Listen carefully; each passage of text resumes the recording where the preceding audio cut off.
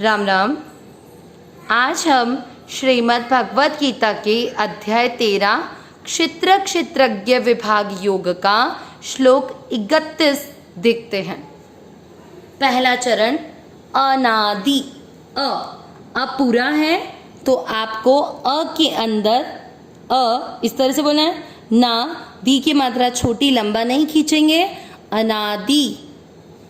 आधा त वा त्वा, आधा न के साथ त्वान, अनादि त्वान। नी, अब गु के ऊपर जो मात्रा है वो है आधा र। आधा अक्षर पूरे के साथ पढ़ेंगे निर्गुण, निर्गुण। आधा त वा त्वात, यहाँ त्वान था यहाँ त्वात है। पहला चरण वापस ध्यान देंगे।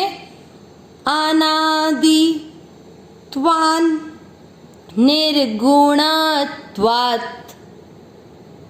दूसरा चरण प और र, इस शब्द को विशेष ध्यान देना है। प और र दोनों अक्षर पूरे पूरे हैं। कई लोग इसको परमात्मा पढ़ते हैं, लेकिन ध्यान क्या देना है कि प और र दोनों पूरे पूरे अक्षर हैं, तो आपको इसको ऐसे पढ़ना है।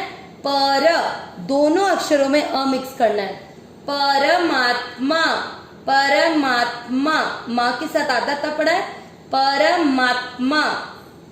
य और म दोनों अक्षर वापस से पूरे पूरे, दोनों में अ का उच्चारण मिक्स होगा। य म, यम। आधा व य के साथ व्य और य पूरा व्यय। शब्द पूरा होने के बाद य के बाद विसर्ग है। य में अ की मात्रा तो विसर्ग को पढ़ेंगे ह। व्ययः, व्ययः। दूसरा चरण वापस परमात्मा यम व्ययः। तीसरा चरण देखेंगे हम श। श पूरा है, श में अ मिक्स किया। श, री की बड़ी मात्रा लंबा खींचेंगे। शरीर, आधा स इसके साथ शरीरस थो, शरीरस्थो। अब ये क्या है? अवग्रह। अवग्रह, अवग्रह। अवग्रह का क्या काम होता है? थो को लंबा खींचेगा। शरीरस्थोपि, शरीरस्थोपि। क पर औ की मात्रा कौ, आधा न, कौन ते य, य पूरा य में अ मिक्स करेंगे। कौन ते य। तीसरा चरण वापस शरीरस्थोपि कौन्तेय। चौथा चरण न। न पूरा, न में अ मिक्स करना है। न करोति, क पूरा, क पूरा, क में अ मिक्स किया। करोति। न वापस पूरा, न में अ मिक्स करना है। न, ली आधा प, लिप। य पूरा, य में अ मिक्स करेंगे। लिप यते, लिप यते। चौथा चरण वापस न करोति न लिप यते। तीसरा और चौथा चरण साथ में शरीरस्थोपि कौन्तेय न करोति न लिप्यते। पूरे श्लोक का उच्चारण एक साथ। अनादित्वान निर्गुणत्वात् परमात्मा यमव्ययः शरीरस्थोपि कौन्तेय न करोति न लिप्यते। एक बार वापस से श्लोक का उच्चारण करेंगे। इसमें ये ध्यान रखना है कि यहाँ पर आप थो बोलते हैं तो थो को तो लंबा खींचना है, लेकिन पी की मात्रा बड़ी नहीं होनी चाहिए। वापस करते हैं श्लोक का उच्चारण।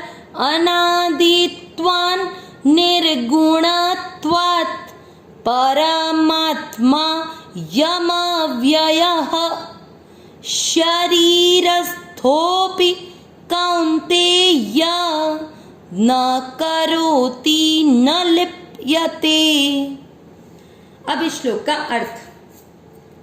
ये श्लोक आत्मा पुरुष के लिए बताया गया, पुरुष को ही आत्मा कहते हैं। ठीक है।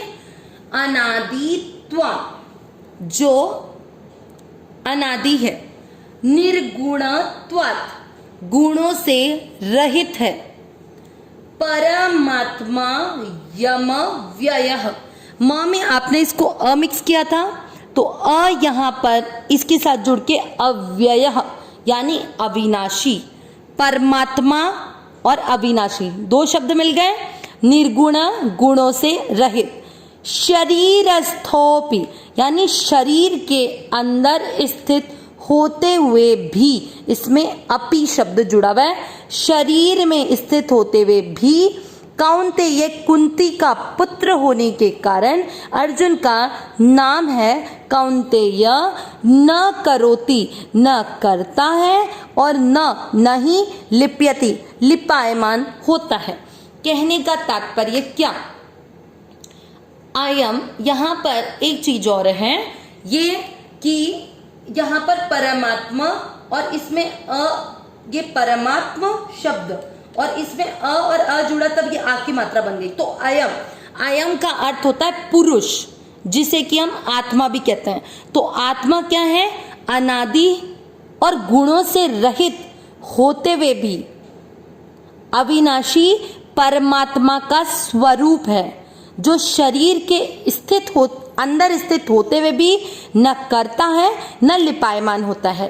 तात्पर्य ये कि आत्मा शरीर के अंदर स्थित होती है, लेकिन आत्मा कर्ता नहीं बनती है। तभी तो आप जब कोई भी कर्म शरीर से करते हो तो उसका फल आपको भोगना पड़ता है, लेकिन आत्मा न तो कोई कर्म करती है, इसके कारण न वो लिपायमान होती है। चाहे आप पाप करो चाहे पुण्य करो, आत्मा पर किसी प्रकार का कोई प्रभाव नहीं पड़ता।